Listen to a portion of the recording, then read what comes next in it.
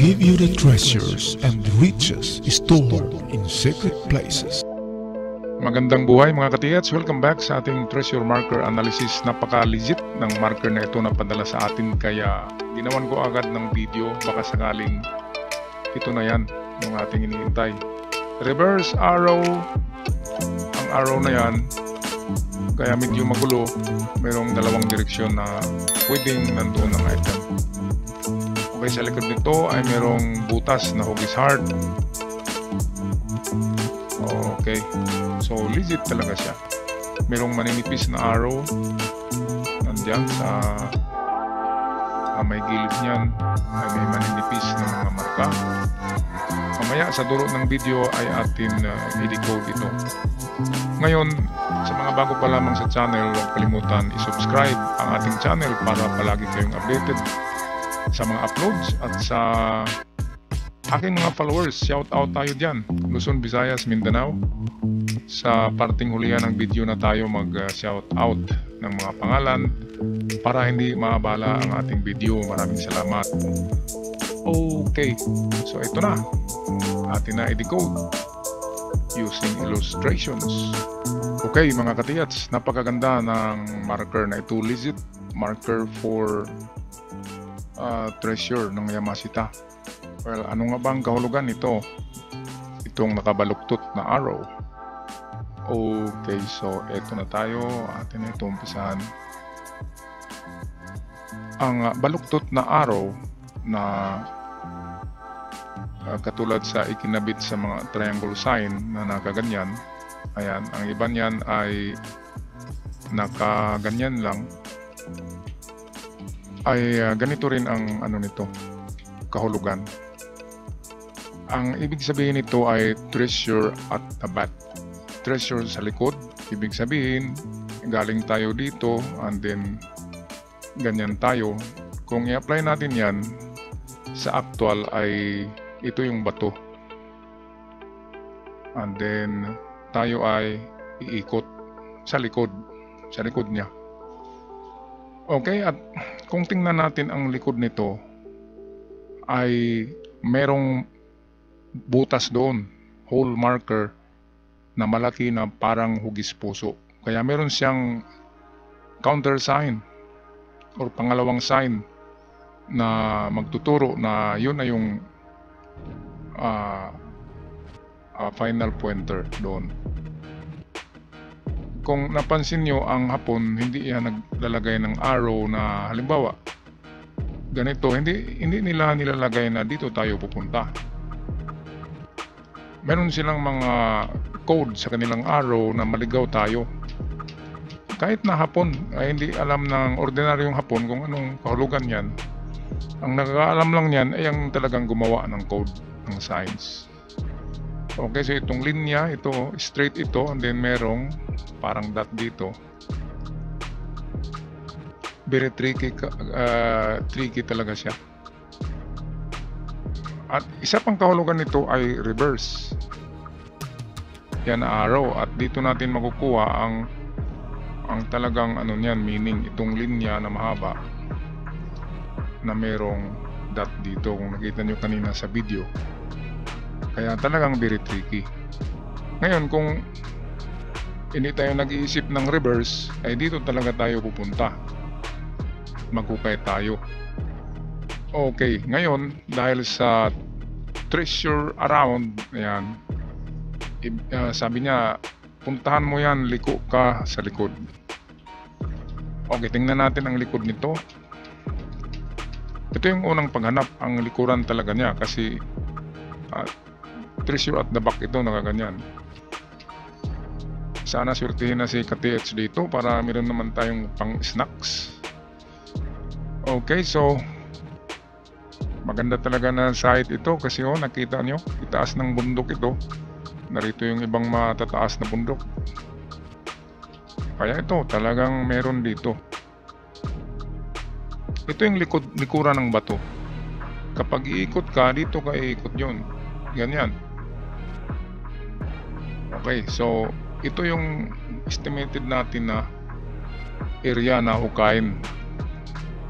Meron siyang square, ang pagkabutas ay parang puso, nagaganyan, no?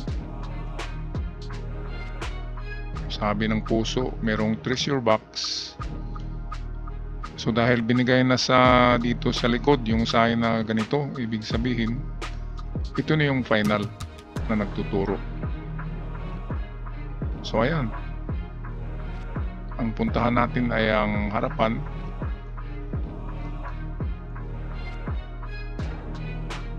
Okay, common distances sa harapan mag-start sa 3, 5.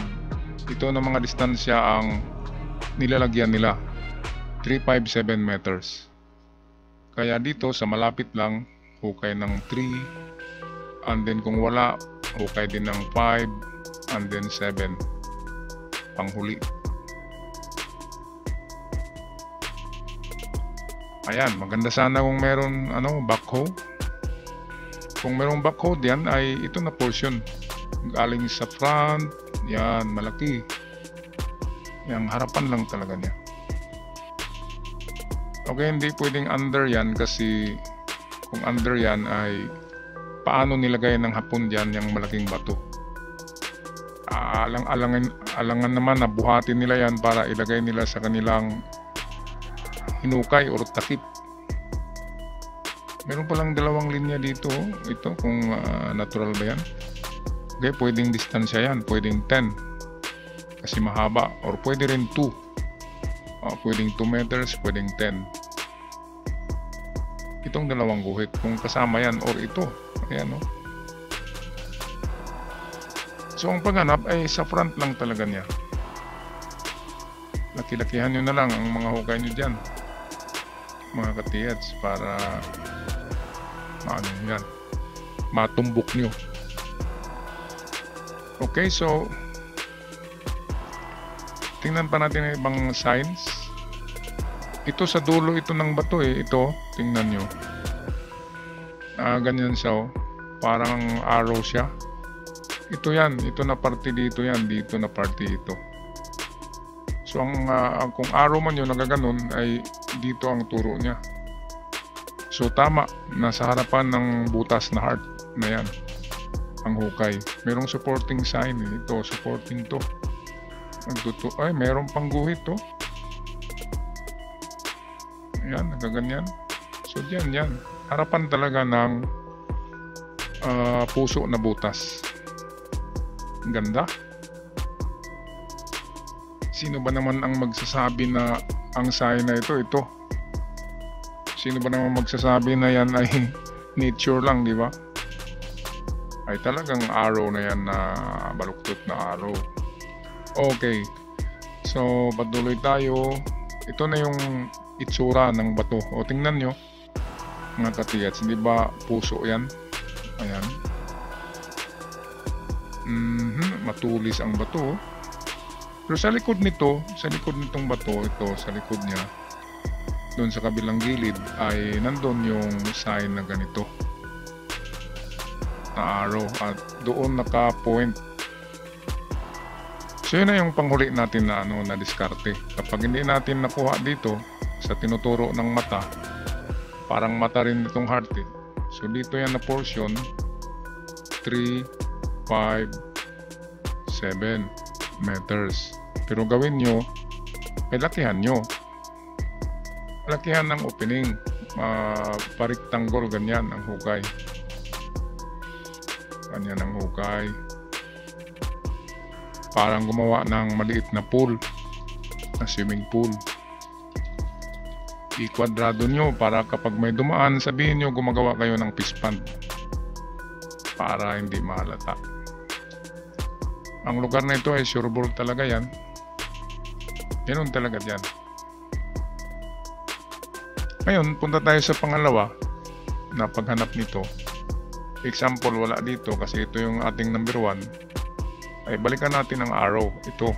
Siya kasi ang nagbigay ng code. Okay, so ayan. Kung i-analyze na lang natin, kung dito yan papunta, bakit binaluktot pa nila ng ganyan? Kung dyan yan, dapat ganito lang na arrow, di ba? Yan lang. Okay na yan na arrow. Ngunit binaluktot, ibig sabihin iba ang kahulugan niya. Okay? So, ngayon, mayroong guhit dito na ayan, nagaganyan, and then may dot. Ito kasi ay salungat ito. Pwedeng ang kahulugan nito ay reverse arrow. Ibig sabihin ay iikot tayo at dito tayo pupunta. Yan. Kasi nakita ko kanina ang itsura ng bato ay parang palaka. Alam nyo naman, ang palaka ay nasa likuran lang yan. So yan. Ito nagaganyan to na bato. And then matulis to dito. Nandito yung parang heart na mata doon. Pero doon yan sa kabila. Nagaganyan ang bato. Di ba sa mga sinabi ko na may nakuha ay sa likod. Kapag ang bato ay nagaganito, ang paghukay ay sa puwitan ng parang mga palaka na bato. So itong linya, ito na linya, oh. Kung sundan natin ang kanyang anggulo ay dito yan na banda. Kung sundan natin yung kanyang line. Kaya ito, lagyan nyo ito ng nylon, yan, ng lubid. At i-project nyo papunta sa unahan. Kung saan tatama, doon ang inyong testig. Okay, so tingnan natin ang naka-slant na bato. Saan na yun? Ito. Nakita nyo ba yan? Diba para siyang parang sinadya na paganyan. Para siyang ulo ng ng isda. So ito ang sundan nyo na na sa kabila kasi nandun yung guhit na may dot. So ang guhit na may dot ay nagturo papunta rito. Ngayon, sundan nyo ang slant ng likod niya. Itong slanting ng likod niya ito, yan, ay i-project nyo rin papunta rito. So dito yung banda. At yung linya, baka ang linya ay dyan lang din. Baka magkatabi lang. So ito na yung ating number 2 na test dig sa likuran mismo ng bato na yan, which is nandyan talaga ang mga legit marker. Okay, sana ay lang yan, giveaway.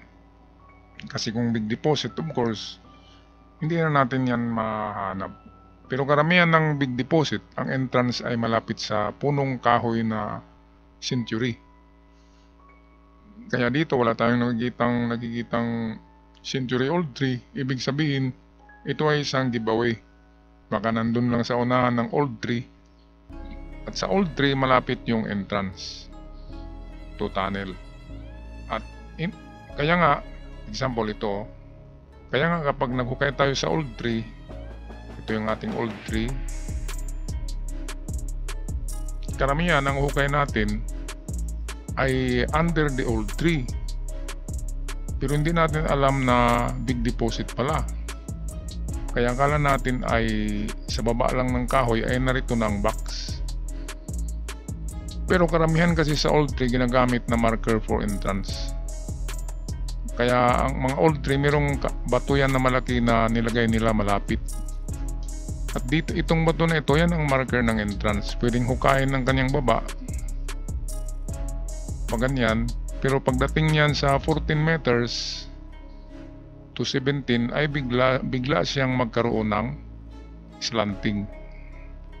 At malalaman nyo na big deposit kasi merong hagdan, nilalagyan niya ng hagdan na eksakto lang na makapasok ang tao o makatayo. And then mag-vertical na yan sa baba. Abigad mag-horizontal na. At yan lang. After sa hagdan ay nandyan na yung kanyang pinaka-bunker, pinaka-room. Minsan ang mga bunker konkreto, minsan ang mga bunker ay gawa sa bedrock. Example, ito yung bedrock na portion. So nag-carve sila dyan. Solid bato kasi yan, kinakarve nila, and then gumawa sila ng chamber para lagyan ng karamihan dyan 3 tons. Okay, 3 tons. Ang laman ng isang Emperor site ay merong 30 tons. Pinagati-hati kasi yan, nilalagay nila sa medium deposit, sa mga giveaway. Kaya hindi eksaktong 30 tons ang laman ng bunker. Okay, napakaganda, no? Maganda kung ano. Ito, ayoko ng ganito. Ayaw ko talaga ng mga big deposit.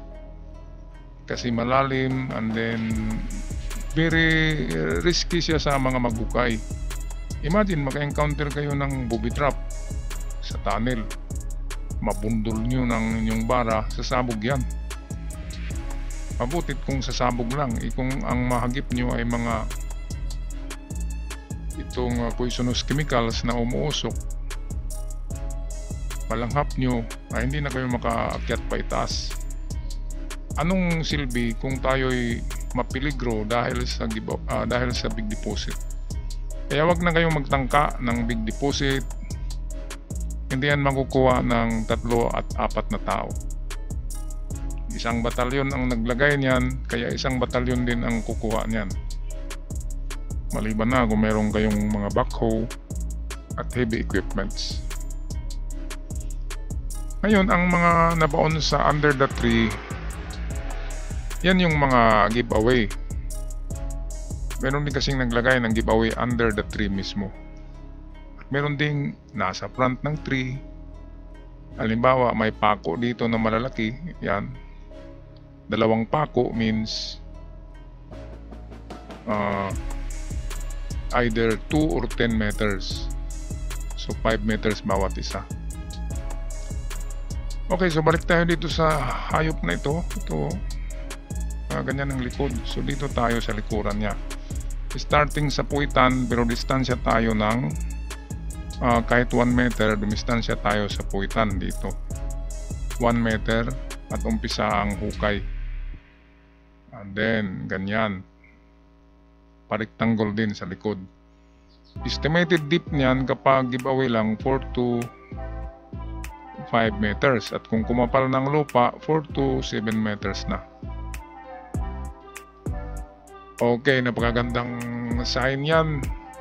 Sana surtihin ka ka-TH.